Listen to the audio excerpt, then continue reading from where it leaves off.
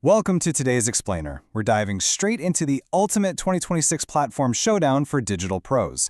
You know, if you're gearing up to start freelancing or maybe scale up a business you've already got going, you've absolutely seen all the conflicting advice out there. Right? It's literally the biggest question every single aspiring freelancer faces. On one hand, folks warn you that the big platforms are completely saturated, too competitive, no chance. On the other hand, they say the alternative sites just don't have the high-paying clients to make your time worth it.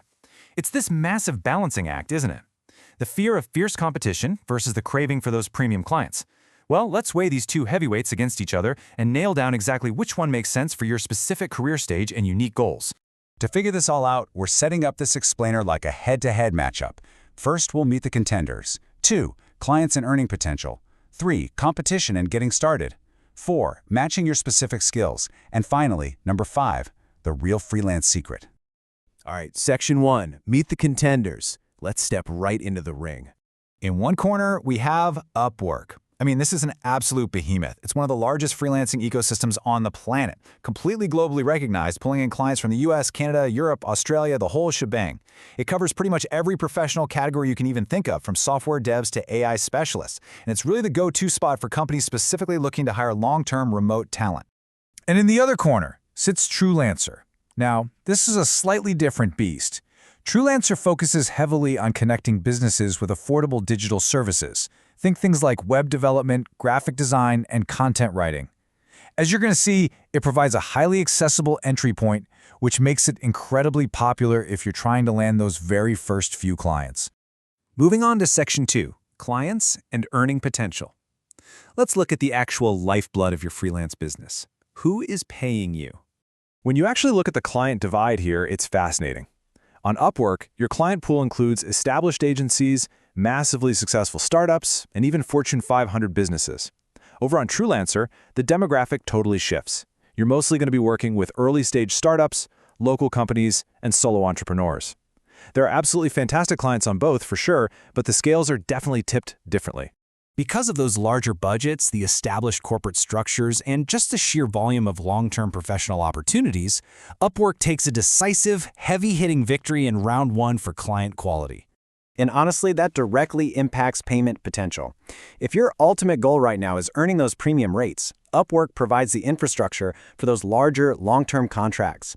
Truelancer, on the flip side, is heavily geared towards portfolio building. The projects are out there and they are profitable, but the average project budget tends to be noticeably smaller. So, unsurprisingly, Upwork takes another round here, pulling ahead 2-0 when it comes to sheer earning potential. But don't count the underdog out just yet, because the reality of the freelance market is about to totally shift our perspective. Which brings us to Section 3, competition and getting started. Because premium clients attract a massive crowd, right? This is exactly where so many beginners hit a literal brick wall. A popular job posting on Upwork, it can get flooded with dozens of highly qualified proposals almost instantly. To even get a look, you need a flawless profile, heavily tailored pitches, and just a lot of patience. Contrast that with Truelancer. The competition pool is notably smaller. That means for a new freelancer, it is remarkably easier to actually get your proposal read and noticed by a real human being. So the crucial point here is that Truelancer strikes back. It wins the competition round by offering a much friendlier, far less saturated environment for new faces trying to break into the industry. And when we look at the initial setup process, the story continues. Upwork heavily gatekeeps its talent pool. They've got strict profile standards, meaning new folks often have to spend significant time refining their profiles before they can even hope to land that first gig. Actually, scratch that, before they're even approved to bid. Truelancer flips this dynamic entirely. Profile creation is straightforward, letting you set up shop and start submitting proposals almost immediately. Because it completely removes that frustrating initial friction, Truelancer easily takes the getting started round, spectacularly tying up our platform matchup 2-2. Okay, Section 4, matching your specific skills. With the platforms locked in at a dead heat, let's look at where you actually fit. This is where the true tiebreaker happens, and it comes down to exactly what services you're bringing to the market. If you are operating in highly technical, complex niches, think Odoo development, DevOps, cloud computing, AI, or full-stack dev, Upwork is hands down your arena. The clients there have the infrastructure and the budgets for those specific skills. However, for administrative, entry-level, or creative tasks like graphic design, data entry, virtual assistants, content writing, or basic WordPress setups, Truelancer is a phenomenal launchpad where you can find consistent work without being totally drowned out by massive established agencies. And that brings us to Section 5, the real freelance secret. Because just as we're about to crown a champion, we need to flip this entire argument on its head. Because the stark reality of freelancing is this: the platform is just a marketplace. Your long-term success does not depend on choosing the quote-unquote perfect website. A platform is just a digital room where buyers and sellers meet. Your success actually relies entirely on your skills, your communication, your consistency, and your ability to solve real business problems. Freelancers who continuously learn and adapt, they can succeed on almost any platform they choose. In fact, the biggest trap you can fall into is sheer platform loyalty. If you rely on just one single website for your entire income, you are severely limiting your opportunities. You're basically putting your entire business at the mercy of sudden algorithm changes or weird account issues, and nobody wants that.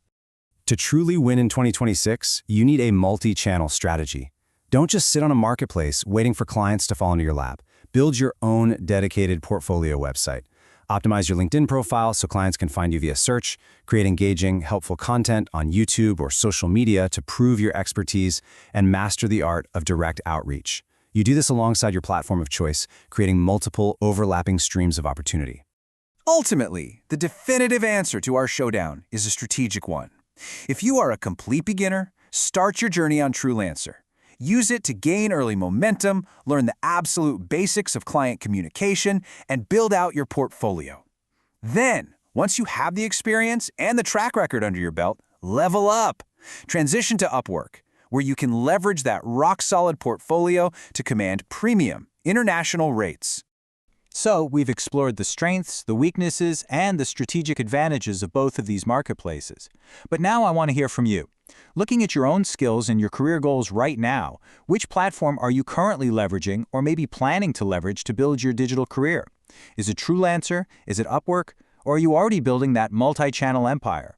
Remember, the platforms are just tools. The real question is, are you ready to own your career, or are you just renting space on someone else's website?